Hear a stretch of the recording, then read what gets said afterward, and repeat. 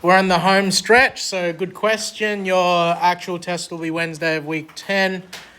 Teaching finishes this Wednesday, where I show you how to graph quadratics in 2 ways. Now, this is your favorite. No one likes worded problems. That's why we face them head on. The problem doesn't go away because you don't like it.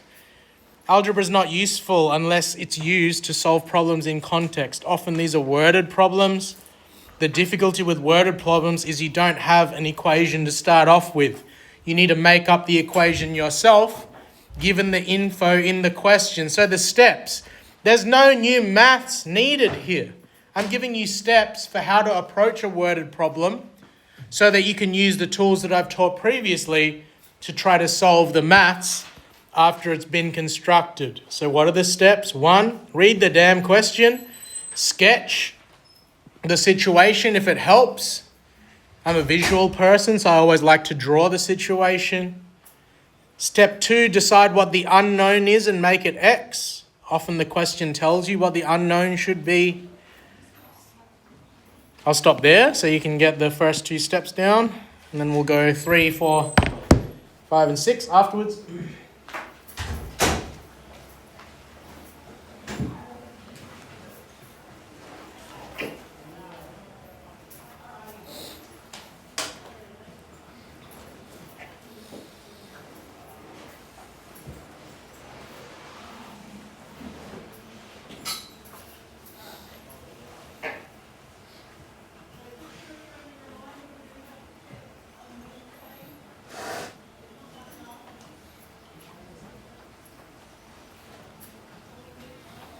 So what's step 3? Use the info in the question to make an equation in terms of that unknown.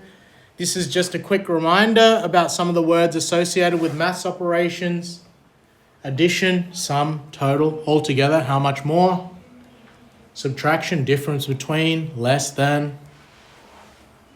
Multiplication is the product or something lots of something else, like 5 lots of 12 eggs. And division is telling you how many times one number fits into another. So that's step 3, is reminding you about some of the words that you'll encounter and what maths they relate to.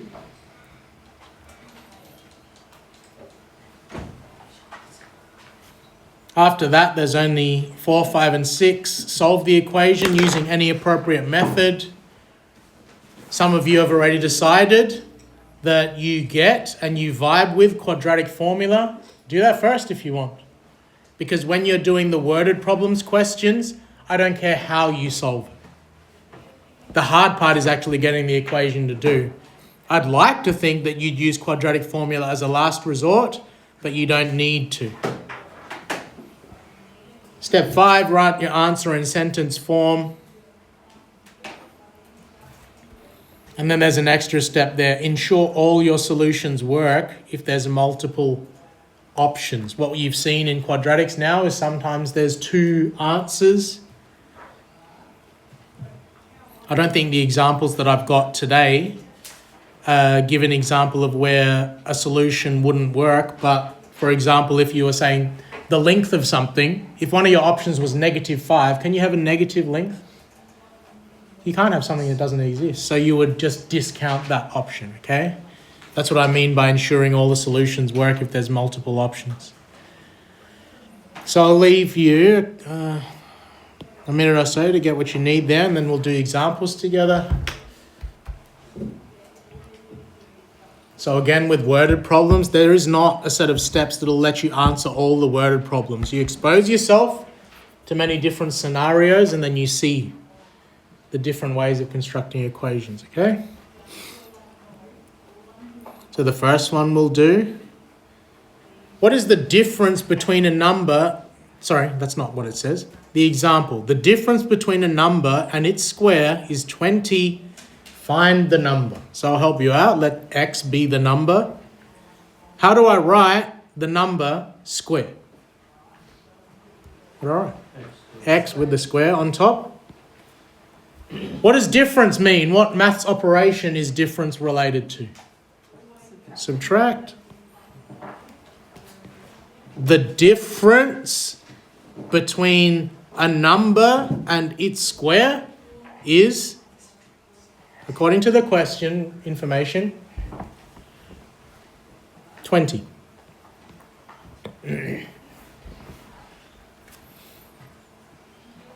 X squared take x equals 20. That is a quadratic. But I've shown you techniques to solve quadratics when that equals 0. So how do I get rid of that 20 on the right-hand side? What's the opposite of that positive 20 on the right-hand side? Take 20. Take 20. So if you want to make it equal 0, it's going to look like this. Equals nothing. Then I can do stuff with this.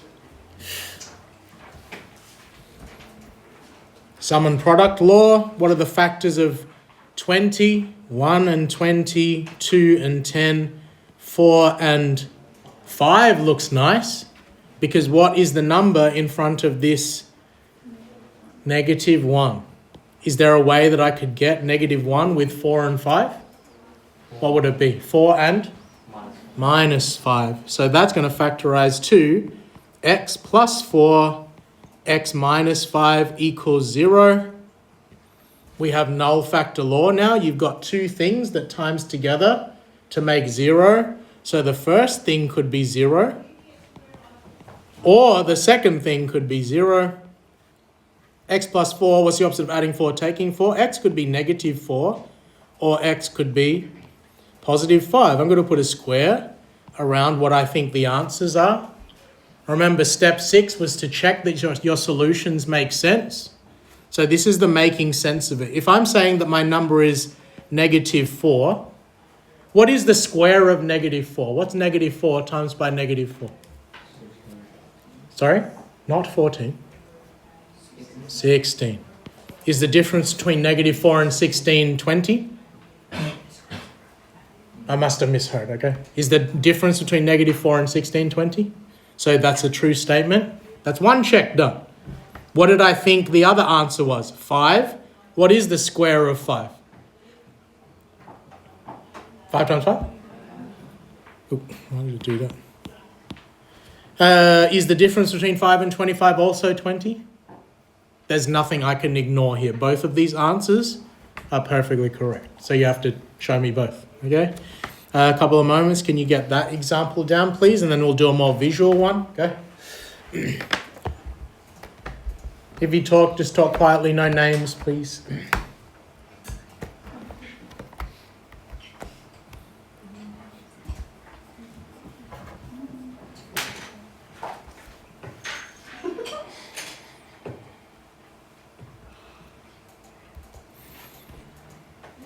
All right, a more visual one.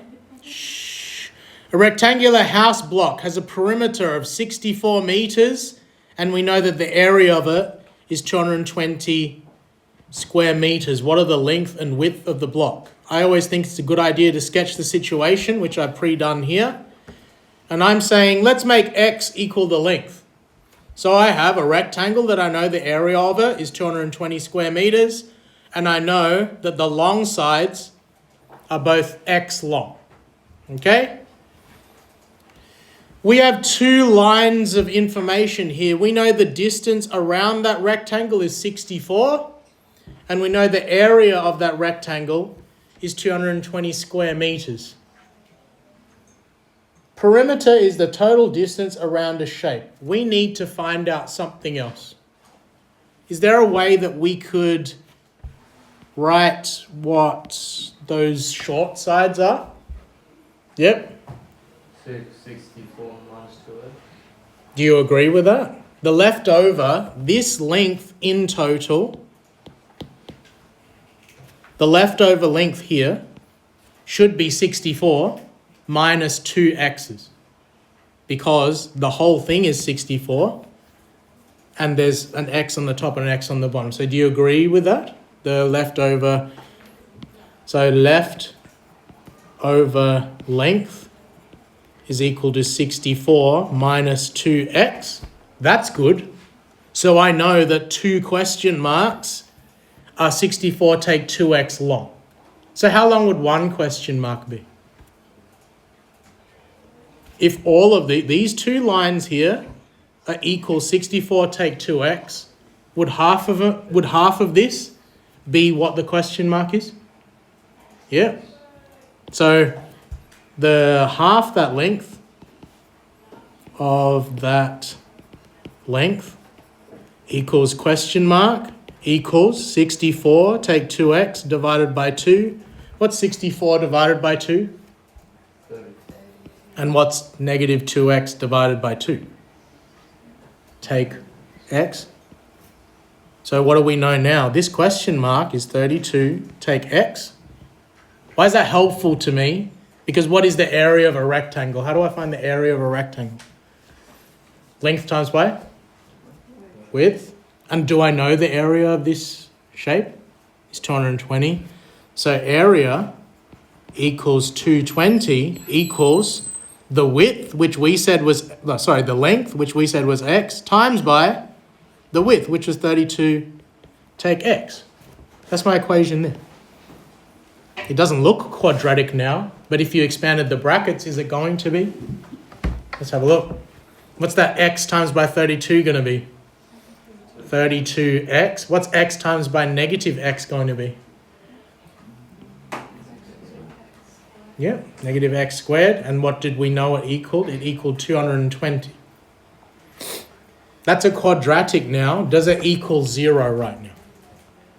It's not equal to 0 right now. Let's move everything onto the left-hand side. I want to shift everything over here and just leave nothing on the right-hand side. So what would the opposite of negative x squared be? Plus x squared. So you're going to have x squared. What's the opposite of positive 32x? Negative 32x. I'm not moving the 220. What kind of a 220 is that? Positive 220. Is there anything left on the right-hand side? Does that look more like a quadratic that you've seen before? I don't know my 220 times tables. I could go straight to quadratic formula. What is A? A is 1. B is negative 32. C is 220. You could get your answer with quadratic formula from this point. I like to challenge myself and try to do sum and product rule. Okay? X squared, what was it? Negative 32x plus 220 equals 0. So this is how I approach it now. I don't want you to waste time on 1 times by 220 because that's not going to get you anywhere near 32. What numbers can I times together? Well, how would I get 22 to 220? What would I times that by? 10. 22 and 10. Is there a way to get 32 with 22 and 10? Can you see how it just pops out? I need these to times together to get positive 220, but they need to add together to get negative 32. What combo of signs does it need to be?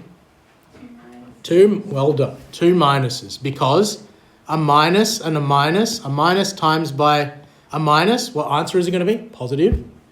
But if I add them together, is it going to be more negative? Yes, sir. So it's going to be x take 22, x take 10 equals 0. So then, okay, move it up here. X take 22 could be 0, or x take 10 could be 0. So x could be 22, or x could be 10. We've got 2 possible answers here. We need to check them if they are possible or not. Okay? If x was 22, so this is my possibility. If x was equal to 22, what's 32 take 22? 10? And would a 10 by 22 rectangle have an area of 220 square meters? Yep. So this one's confirmed. Tick. Could I make x equal 10? I'll do that in, can I do different colors? Could I make x equal 10? What's 32 take 10? It's going to be 22. Is it going to be a 22 by 10 rectangle again? 22 times by 10 is still 220. So both of these options are just as legit. Okay? So that is a more visual, I'll zoom it out so you can see that. That's a more visual example of a quadratic equation, like problem solving. Once you have that down, please, can you make a start on these? Look, if you get it or not, don't do all of them. I never trusted that I got it. That's how I operate. Like, the more practice, the better, okay? Because no one likes worded problems. Up to you how much of that you do. I'll stop the video now.